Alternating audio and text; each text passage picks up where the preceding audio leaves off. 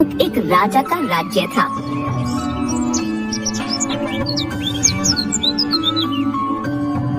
उसकी एक बहुत सुंदर कन्या थी जिसका नाम रूपा था।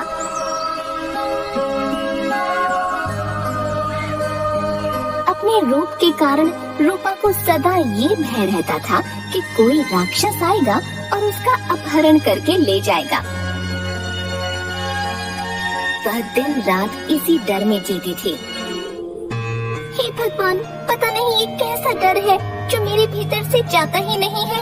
तुम सारी दासियां मेरे आसपास रहना, मुझे बहुत डर लग रहा है।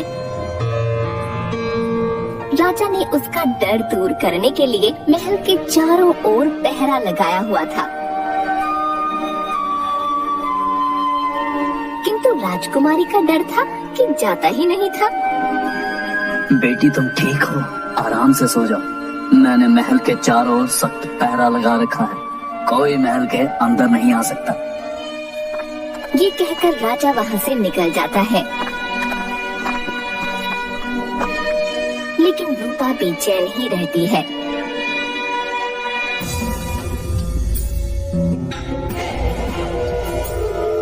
एक दिन एक राक्षस किसी तरह छुपकर राजा के महल में घुस गया।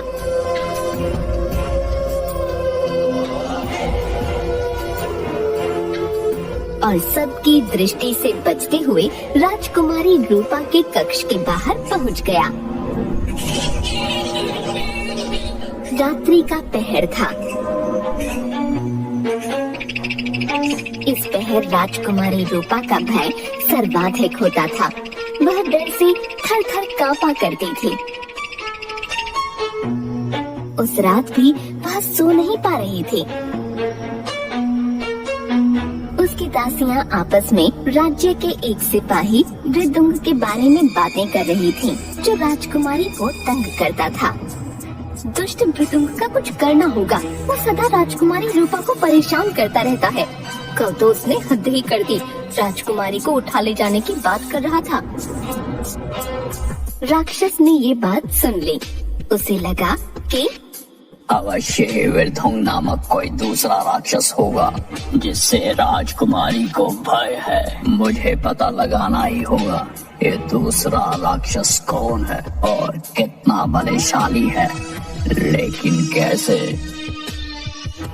ये पता लगाने के लिए उसने घोड़े का रूप धारण किया और महल के अस्तबल में जाकर छुप गया।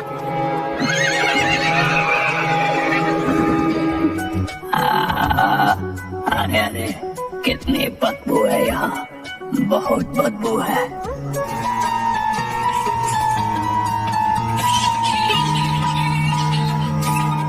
उस रात घोड़ों का चोर महल में घुस आया था।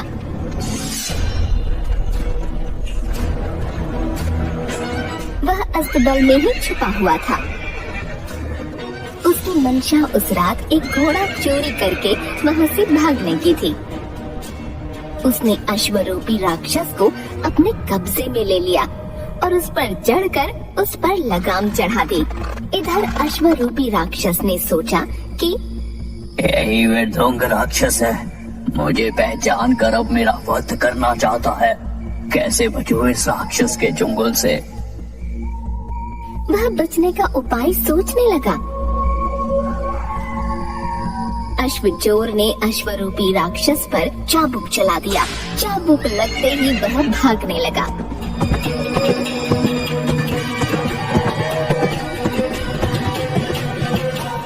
वह सरपट भागा जा रहा था। कुछ दूरी तय करने के बाद चोर ने घोड़े को रोकने के लिए लगाम खींची, किंतु घोड़े के भेष में राक्षस रुका नहीं और भागता ही रहा। चोर को आशंका हुई कि अवश्य ये कोई राक्षस है जिसने घोड़े का भेष धारा हुआ है। ये मुझे पटक कर मारना चाहता है। क्या करूं? कैसे इस घोड़े को रोकूं? अरे कहाँ फंस गया मैं, आज तो गया काम से। अरे ये विरधुंग राक्षस तो मेरे पीठ पे सवार हो गए, चाबुक पे चाबुक चलाए जा रहा है। इससे छुटकारा कैसे पाऊं?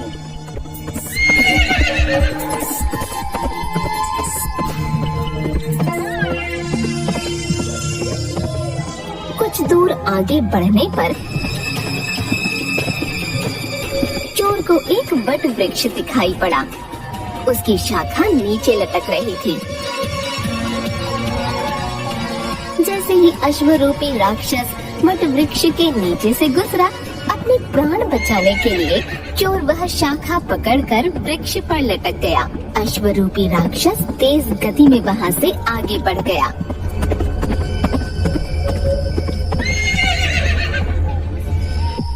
उस वट वृक्ष पर राक्षस का मित्र बंदर रहता था।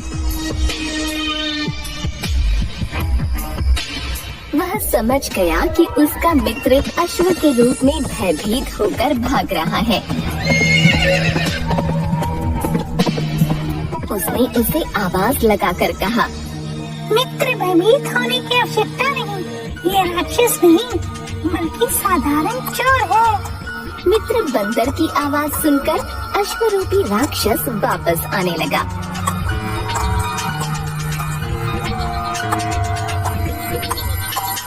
लेकिन भय अब भी उसके मन में समाया हुआ था।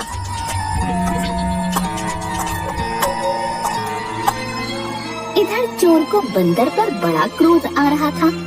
उसने देखा कि बंदर की पूंछ उसके सामने ही लटक रही है। क्रोधवश उसने उसे अपने दांतों में दबा लिया और जोर से काटने लगा। बंदर को इससे अति पीड़ा हुई, किंतु वह अपने मित्र राक्षस के सामने स्वयं को कमजोर और चोर को बलशाली नहीं दिखाना चाहता था। इसलिए पीड़ा सहकर भी अपने स्थान से वह टिका नहीं और बैठा रहा।